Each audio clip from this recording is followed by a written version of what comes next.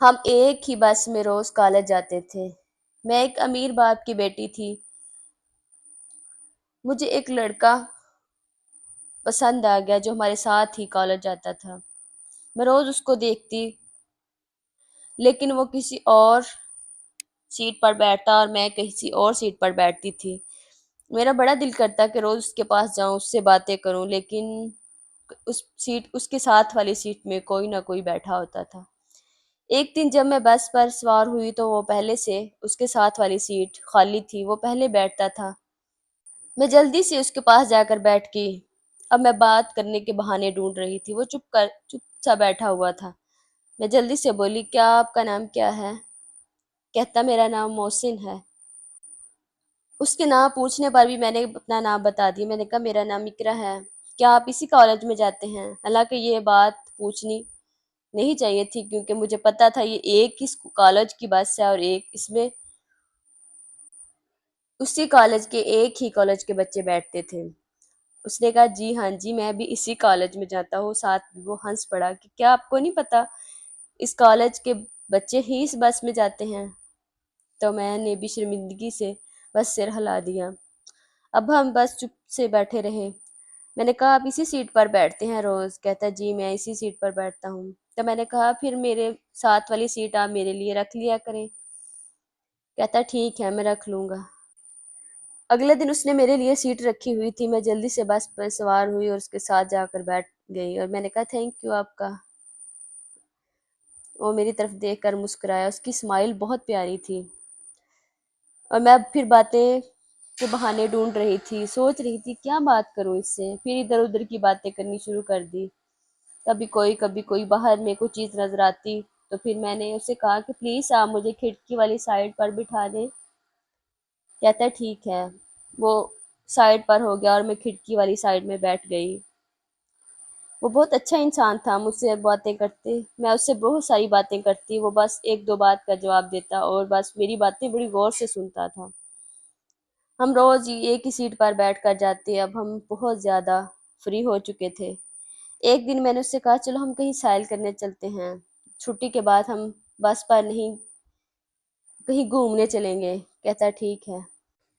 ہم سیل کرنے چلے گئے، ایک ہوٹل میں گئے، وہاں پر کھانا کھایا۔ اس کے بعد میں نے کہا مجھے تو گول گپے بہت پسند ہیں، میں تو وہ ضرور کھاؤں گی۔ کہتا چلو ٹھیک ہے، میں تمہیں گول گپے کھلاتا ہوں۔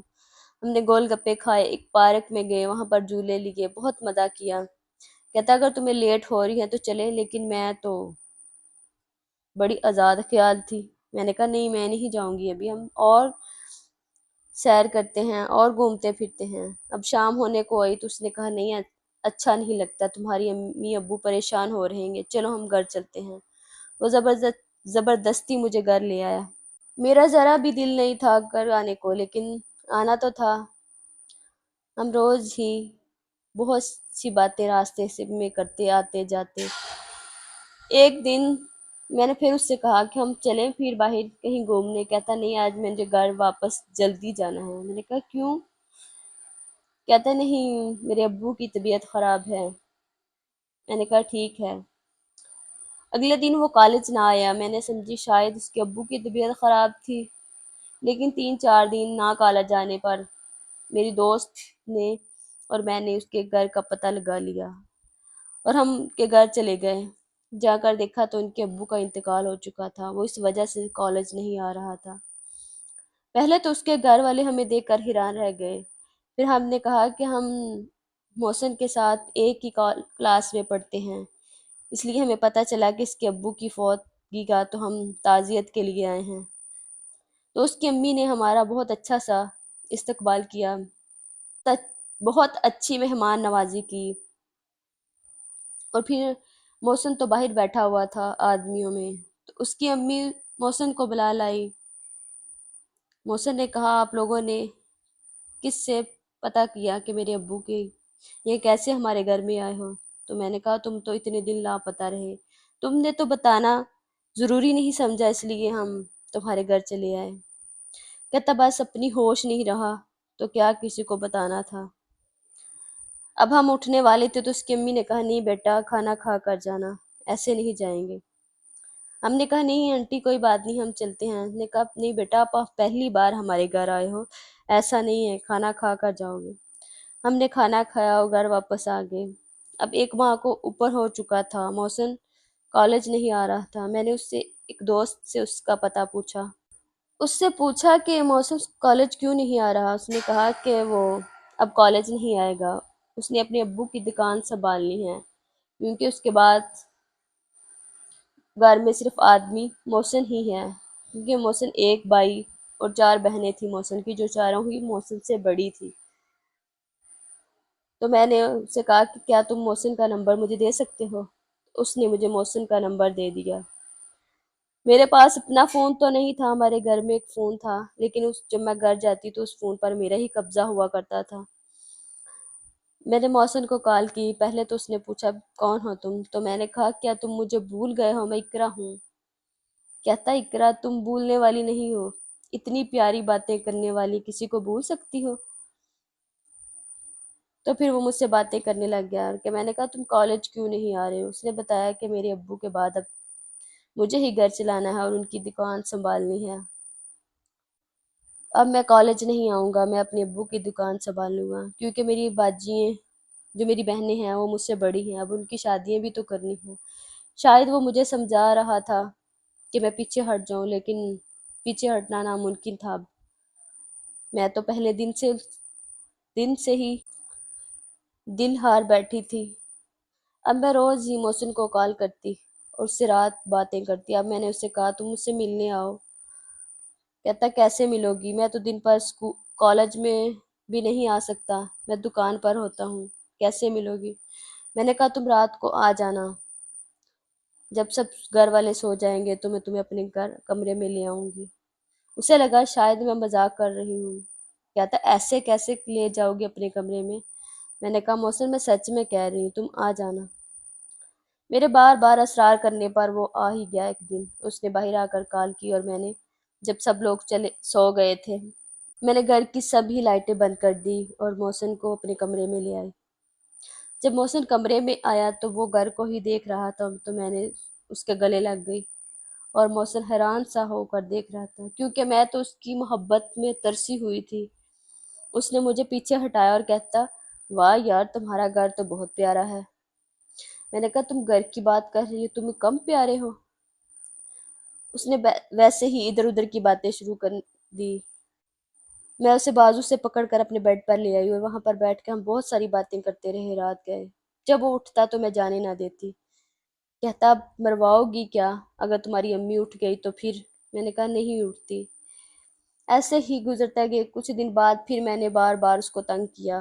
جب بھی میں اس کو زیادہ تنگ کرتی تو پھر وہ مجھے ملنے کے لیے آ جاتا۔ اب ہم ہر حد پار کر چکے تھے۔ کچھ دن کے بعد میری طبیعت کافی خراب ہو چکی تھی۔ میری امی مجھے ہاسپٹل لے کر گئی تو مجھے پتہ چلا وہاں جا کر کہ میں پریگننٹ ہوں۔ یہ بات سن کر میں تو جو پریشان ہوئی، میری امی تو بے ہوش ہو گئی۔ امی کو ہوش وغیرہ دلوایا اور پھر گھر واپس آئی تو امی نے مجھے بہت مارا اور کہا جلدی سے اس بندے کو فون کرو اور کہو کہ تمہیں لے جائے آ کر، جس کے ساتھ مل کر تم نے یہ گناہ کیا ہے۔ اب میں نے محسن کو کال کی۔ اس میں واقعی اس کا کوئی قصور نہیں تھا، ہر کام ہر بات پر میں نے ہی اسے مجبور کیا تھا۔ اس نے کہا کہ میں تمہیں کہتا تھا نا کہ ایسا کچھ نہ کرنا، یہ سب کچھ غلط ہے، ایک دن مشکل میں ڈال دے گا۔ اب میں نے کہا تم جلدی سے آؤ، اپنا مجھے رشتہ لے کر آؤ۔ کہتا میری امی نہیں مانیں گی، کیونکہ میری ابھی بہنیں کی شادی نہیں ہوئی اور میں چھوٹا ہوں۔ میں نے کہا مجھے نہیں پتا، تم جو بھی کرو۔ جب میں نے امی سے بات کی کہ اس کے گھر والے نہیں مانیں گے تو امی نے کہا کہ پھر میں ایسے کبھی رشتہ نہیں کروں گی اگر اس کے گھر والے نہیں مان رہے تو۔ میں نے اب محسن سے بات کی۔ محسن نے کہا چلو ٹھیک ہے، میں تم سے نکاح کرنے کے لیے تیار ہوں، لیکن گھر والے کو نہیں، بس میں اکیلا آؤں گا۔ امی نہ مانی تو میں نے محسن سے کہا تم آ جاؤ، مجھے لے جاؤ اور نکاح کر لیتے ہیں ہم۔ 2-3 دن کے بعد محسن رات کو آیا اور مجھے ساتھ لے گیا۔ ہم نے نکاح کیا اور ایک کمرہ کرائے پر لے لیا۔ اب محسن رات 11-12 بجے کے بعد چلا جاتا کیونکہ اسے گھر تو جانا تھا، لیکن یہ بات مجھے بہت بری لگ رہی تھی۔ میں 1 سال بڑی مشکل سے گزارا۔ اللہ نے مجھے ایک بیٹی دی۔ محسن بہت خوش تھا۔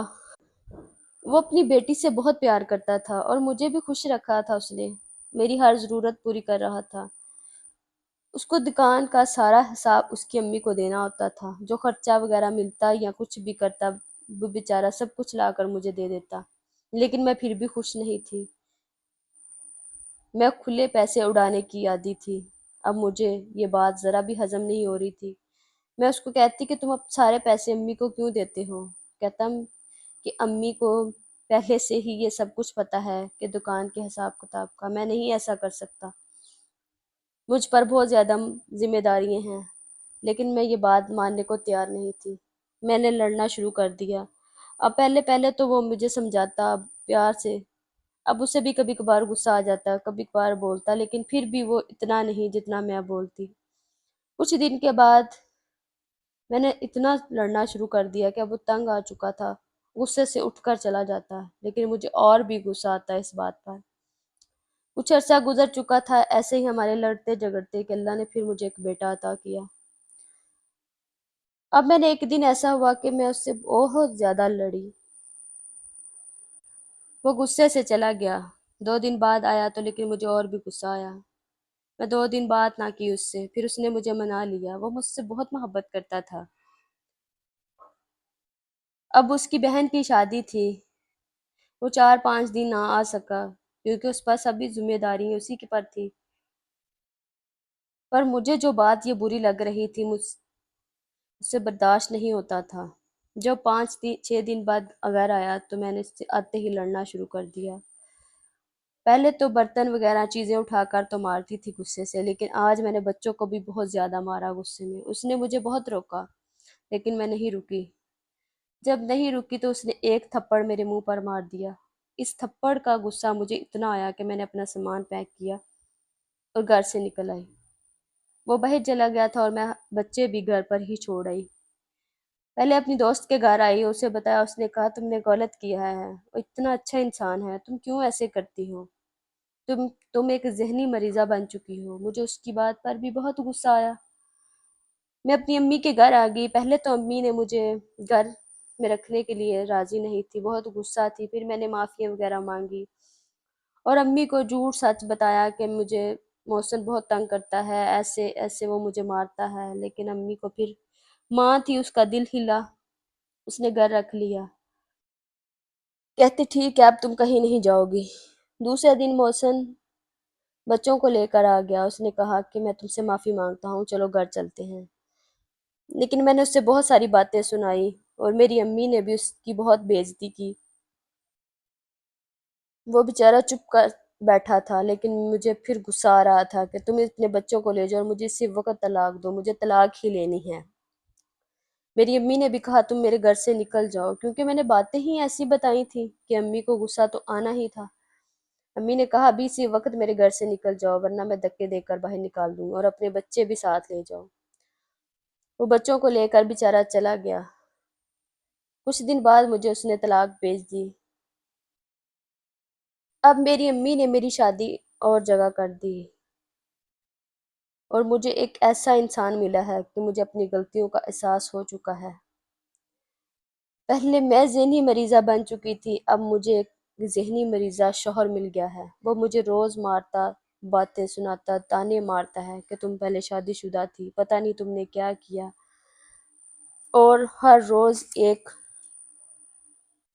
ایک نئی بات پر لڑائی ہوتی ہے ہماری، اور بہت کچھ برداشت کر رہی ہوں، لیکن وہ انسان بدلنے کو تیار ہی نہیں۔